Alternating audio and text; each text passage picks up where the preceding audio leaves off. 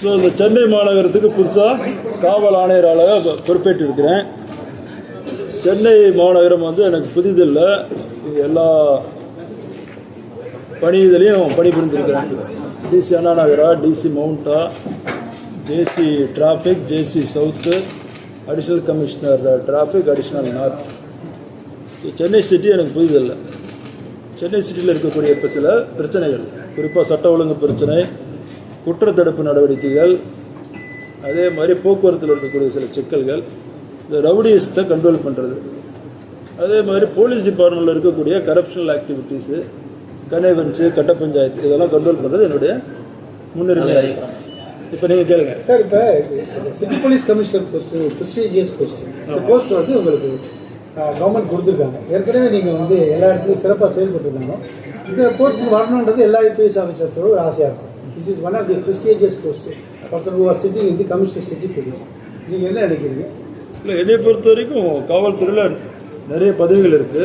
இது ஒரு முக்கியமான பதவி. அதான் சொல்லிட்டேன், சிட்டியில் எல்லா இடத்துலையும் ஒர்க் பண்ணியிருக்கிறோம். ஒரு கூடுதல் பொறுப்பு.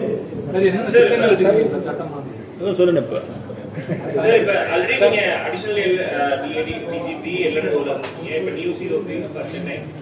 whatever it is, roles and responsibilities are same to you.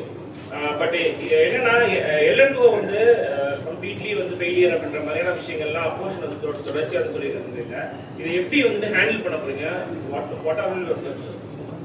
இல்லை, if you want me to be ஸ்பெசிஃபிக்னா, அதாவது சட்ட ஒழுங்கு சீர்குலைஞ்சிருச்சு அப்படின்னா எதை வச்சு சொல்கிறது? பேசிக்கலாக ஒரு ஸ்டாட்டிஸ்டிக்ஸ் இருக்கணும் இல்லையா? எப்பயுமே இது காலங்காலமாக குற்றங்கள் நடந்துட்டு தான் இருக்கும், அதை தடுத்துட்டு தான் இருக்கிறோம்.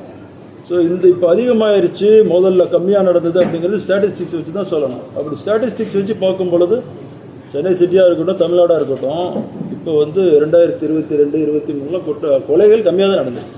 அது யார் வேணாலும் செக் பண்ணிக்கலாம்.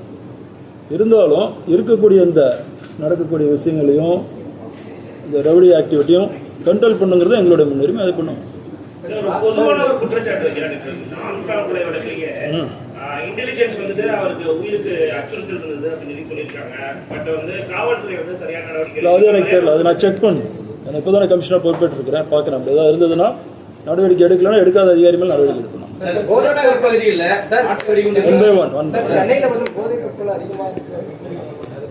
எடுப்போம், அதையும் எடுப்போம்.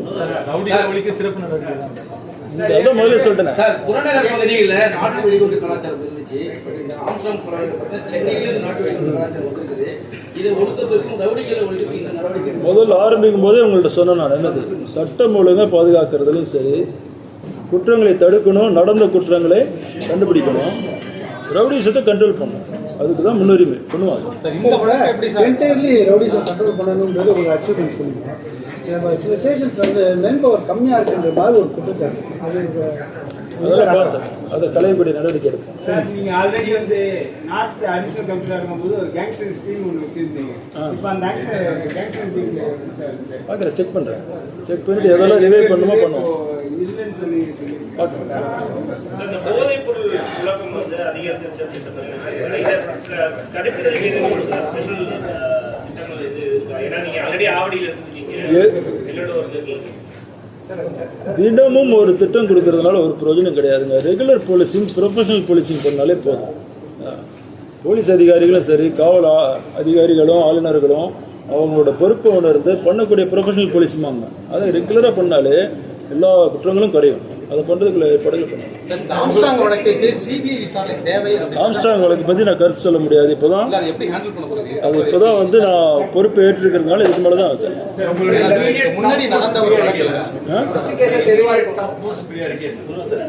இதை சொன்னேங்க. அப்போ நீங்கள் யாரும் கேட்க மாட்டேங்கிறீங்க, அதுதான் தெரியுது. நல்லா 3 டைம் ரிப்பீட் பண்ணிட்டேன், 4வது டைம் ரிப்பீட் பண்ணுறேன்.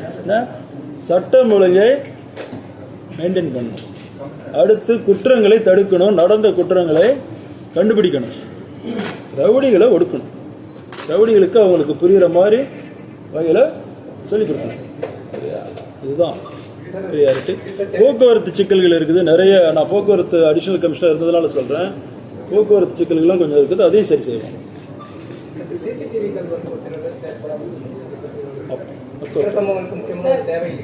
சார் ரவுடிகளை ஒழிப்புன்னு சொல்லிருக்கீங்க, என்கவுண்டர் அது மாதிரி எதிர்பார்க்கலாமா? என்கவுண்டர்ன்றதெல்லாம் அப்படி வருதே கிடையாது. இது வாய்ப்பு இருக்கா? ரவுடிகளுக்கு எந்த லாங்குவேஜ் புரியுமோ அந்த லாங்குவேஜில் நம்ம சொல்லிக்கணும். அதாவது என்னை நம்பி இந்த பொறுப்பை கொடுத்துருக்கிற அரசுக்கு கண்டிப்பாக, அரசுக்கும் மாண்புமிகு முதலமைச்சர் அவர்களுக்கும் கண்டிப்பாக நல்ல பேர் கிடைக்கிற மாதிரி சட்டம் ஒழுங்கு காப்பாற்றுவோம். Professional policing. Thank you sir.